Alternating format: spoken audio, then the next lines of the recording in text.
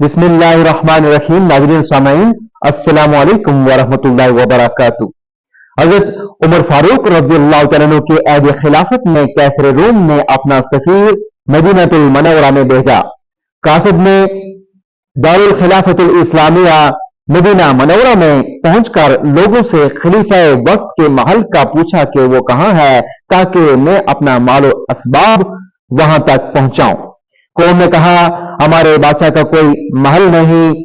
امیر المومنین حضرت عمر رضی اللہ تعالیٰ عنہ کا محل تو ان کی جان پاک ہے جو اللہ تعالیٰ کے تعلق کے خاص اور تجلیات قرب سے منور ہو رہی ہے، جس نے انہیں سارے جہاں کے شاہی محلات سے مستغنی کر دیا ہے. قاصد روم نے دل میں سوچا یہ کیسا بادشاہ ہے جو عام لوگوں میں رہتا ہے، اس کا کوئی حفاظتی دستہ ہے نہ رہنے کے لیے کوئی عالیشان محل. راستے میں ایک عربی خاتون سے خلیفہ کا پتہ پوچھا تو اس نے کہا آپ رضی اللہ تعالیٰ عنہ قبرستان کے پاس ایک درخت کے نیچے آرام فرما رہے ہیں.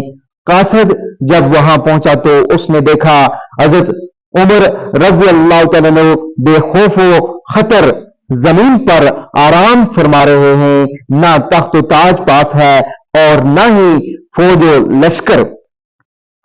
قریب پہنچ کر جب اس نے آپ رضی اللہ تعالیٰ عنہ کے چہرے مبارک کی زیارت کی تو آپ رضی اللہ تعالیٰ عنہ کی ہیبت سے وہ کانپنے لگا اور اپنے دل میں کہنے لگا میں نے بڑے بڑے بادشاہوں کو دیکھا ہے اور ایک عمر تک سلطانوں کا ہم نشین رہا ہوں، مجھے کبھی کسی سے خوف تک محسوس نہیں ہوا.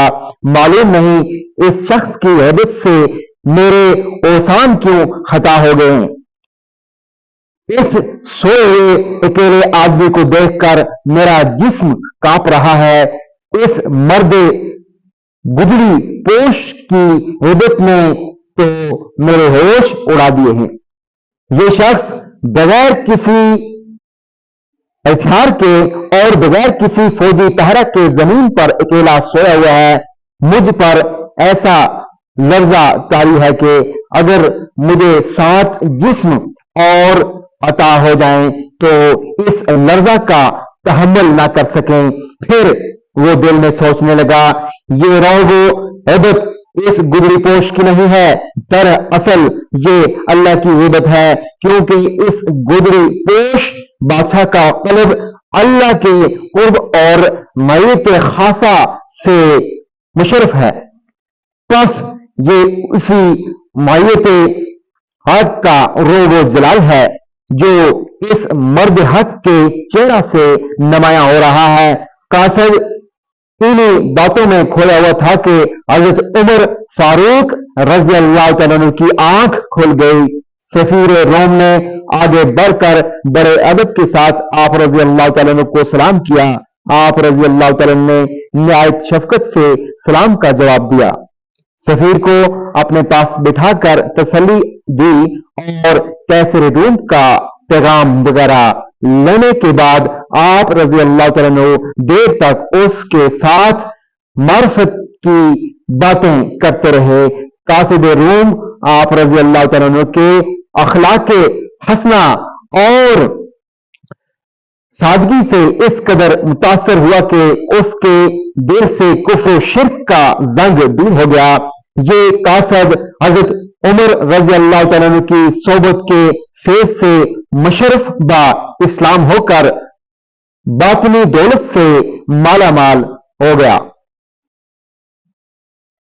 مولانا روم رحمت اللہ علیہ فرماتے ہیں جو خدا سے ڈرتا ہے اور تقوی اختیار کرتا ہے اس سے جن اور انسان سب ڈرتے ہیں اور جو بھی اس کی طرف دیکھے گا اس پر اس مرد حق کی ہیبت غالب ہوگی.